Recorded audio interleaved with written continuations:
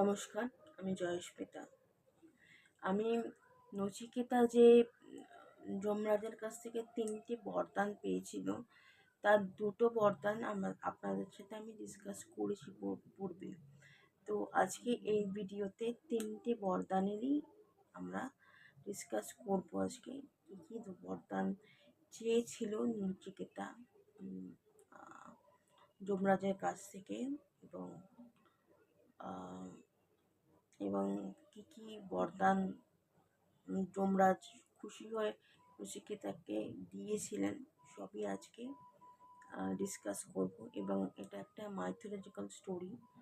তো আশা করি আপনাদের যাদের মাইথোলজিক্যাল স্টোরিতে ভালো লাগে তাদের এই ভিডিওটা ভালো লাগবে, কারণ আমি ছোটোবেলা থেকে মাইথোলজিক্যাল স্টোরি শুনে শুনে বড় হয়েছি ঠাকুমা দিদার কাছ থেকে। তো আর এটা একটা স্টোরিটা হচ্ছে উপন্যাসের একটা পার্ট। যেহেতু এই চ্যানেলটা যারা ফলো করছেন তারা হয়তো জানবেন যে আমি উপনিষদ পড়ছি, তো পড়তেও তো সময় লাগে। সে কারণে আজকে আমরা 3টি বরদান নিয়ে আলোচনা করব। তো 3 দিন পরে নচিকেতা যমরাজের দেখা পেয়েছিলেন। তো যমরাজ এসে ওকে নচিকেতাকে ক্ষমা চায় যে যমরাজ একটা কাজের জন্য যমপুরীতে ছিলেন না, সেজন্য তিনি ক্ষমা প্রার্থী নচিকেতার কাছে, এবং সে পা ধুয়ে দেয়। তো এটার জন্য একটু উতস্তত করছিল যে সে সম্মানে, এবং যমরাজ একজন দেবতা, সেখানে নচিকেতার পা ধুয়ে দিচ্ছে। সেখানে নচিকেতা একটু ভাবছিল যে তার পাপ লাগবে।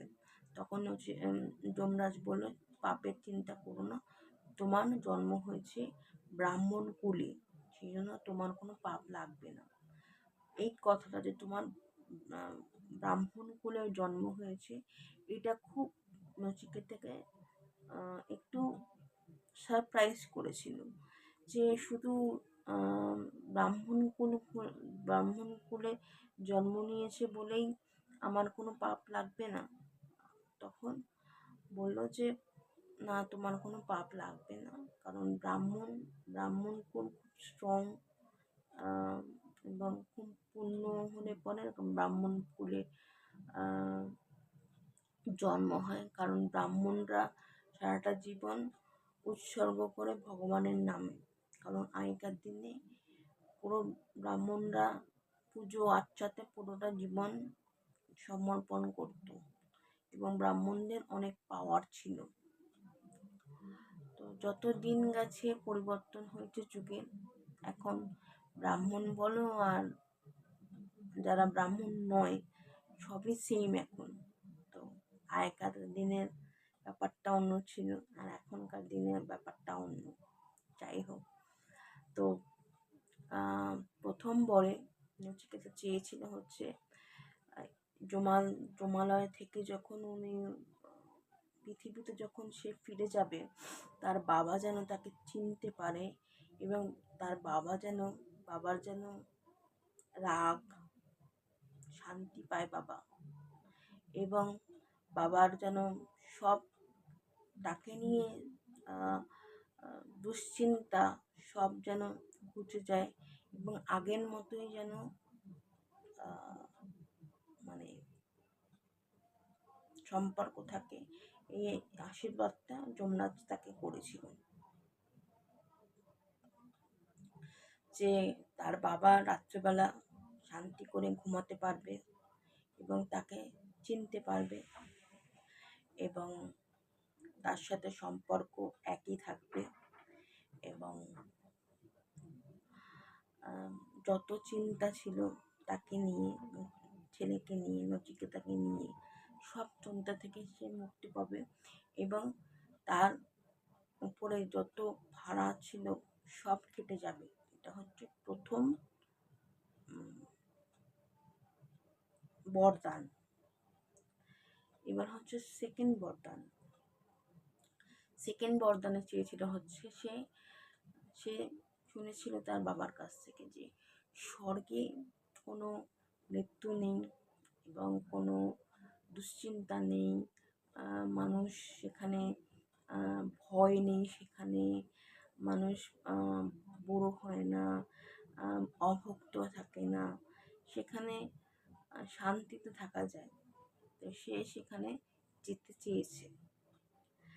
তো আগুন এমন একটা জিনিস যেটা সাহায্যে যাওয়া যেতে পারে। সেই আগুন, সেই আগুনের ক্রিয়াটা দেখিয়েছিল। কটা ইট ইট লাগবে আগুনে এবং প্রকৃতিতে তাকে শিখিয়ে দিয়েছিল, শিখিয়ে মানে ইনস্ট্রাক্ট করেছিল আর কি যমরাজ। সেই ইনস্ট্রাকশন মতো পালন করেছিল নচিকেতা এবং খুব খুশি হয়েছিল যে যেরকম ইনস্ট্রাকশন যমরাজ দিয়েছে নচিকেতা ঠিকঠাক ইনস্ট্রাকশন মেনে সুইফটলি কাজটা করেছিল এবং সে আপনার স্বর্গে গেছিল এবং তাতে সে নচিকেতাকে বলেছিল যে নচিকেতার নামে নচিকেতা নামে হচ্ছে অগ্নি, মানে নচিকেতা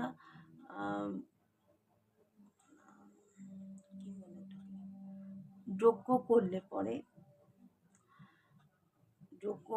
পরে মানুষ আপনার 3 বার যদি কেউ নচিকেতা যজ্ঞ করে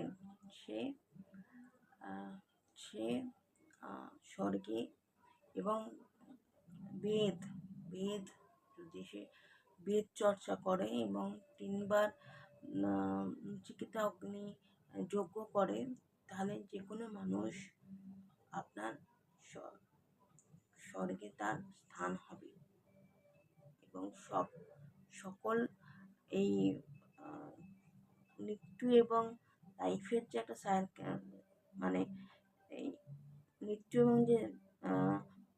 এবং জন্মের যে একটা সার্কেল আছে সেখান থেকে মুক্তি পাবে যে কোনো মানুষ। এটা আপনার উপনিষদে লেখা রয়েছে। কিন্তু আমি যতটা সহজ বললাম যে নচিকেতা যজ্ঞ করলে পরে 3 বার এবং বেদ পড়লে পরে, বেদ চর্চা করলে পরে স্বর্গে যাওয়া যাবে, তাহলে সকল মানুষ এই জিনিসটা করে চলে যেতে পারত। কিন্তু কতটা কঠিন আগেকার দিনের মানুষরাও করতে পারেনি, আর এখনকার দিনে তো পসিবলই নয়, কারণ মানুষ স্পিরিচুয়ালিটি বা আধ্যাত্মিকতার দিকে নেই। আর নচিকেতা যজ্ঞ প্রায় এখনকার দিনে করার মতো সেরকম ব্রাহ্মণ নেইও এবং তারপরে আপনার সে খুশি হয়ে তাকে একটা মালা দিয়েছিল, মানে যমরাজ গলার থেকে একটা মালা খুলে হীরের না মণির একটা মালা দিয়েছিল ইয়েকে, নচিকেতাকে। আর তৃতীয় বরদান হিসেবে চেয়েছিল হচ্ছে নচিকেতা যে মৃত্যুর পরে যে মানুষের কি হয়, মৃত্যুর পরে মানুষের কি হয় সেটা জানতে চেয়েছিল যমরাজের কাছে। এবং তাতে যমরাজ বলেছে নচিকেতাকে যে এইটা একটা এমন রহস্য যেটা মানে দেবতারাও বুঝে উঠতে পারেনি এবং তাতে রহস্যটা উম, মানে যাতে না বলতে হয় নচিকেতাকে, তার জন্য তাকে অনেক রকমের প্রলোভন দিতে শুরু হলো। যেমন ধরো তাকে বলল যে তোমার বয়স, যত বয়স তুমি, দিন তুমি বেঁচে থাকতে চাও, তুমি বেঁচে থাকতে আমার কাছ থেকে তোমার বড় আয়ু নিয়ে নাও, তোমার যেই অপ্সরা চাও, বা কোনো পৃথিবীর রাজা হতে চাও, বা কোনো বাদ্যযন্ত্র চাও, এরকম বিভিন্ন রকমের প্রলোভন দিতে থাকলো। তো এই হচ্ছে স্টোরি। এই 3টে বর দিয়েছিল, কিন্তু পরবর্তীকালে আমি আরো পড়বো, তখন দেখবো যে আদৌ কি বলেছিল যমরাজ নচিকেতাকে রহস্যময় মৃত্যুর পরে কি হয় নাকি বলেনি, সেটা রহস্যই হয়ে রয়েছে। সেটা তো পরেই জানা যাবে। যদি উপনিষদে থাকে তাহলে তো তোমাদের সাথে শেয়ার করবই, তোমরাও জানতে পারবে।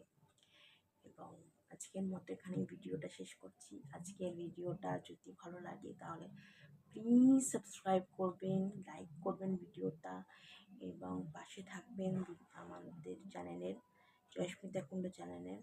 এবং মাঝখানে ভিডিও একটু এক সপ্তাহের জন্য ভিডিও বন্ধ হয়ে গেছিলো, কিছু অসুবিধা ছিল পারিবারিক, পার্সোনাল, তো সেই কারণে ভিডিও একটু বন্ধ হয়ে গেছিলো। আমি চেষ্টা করব আবারও ডেলি ভিডিওস নিয়ে আসতে। তো পাশে থাকবেন।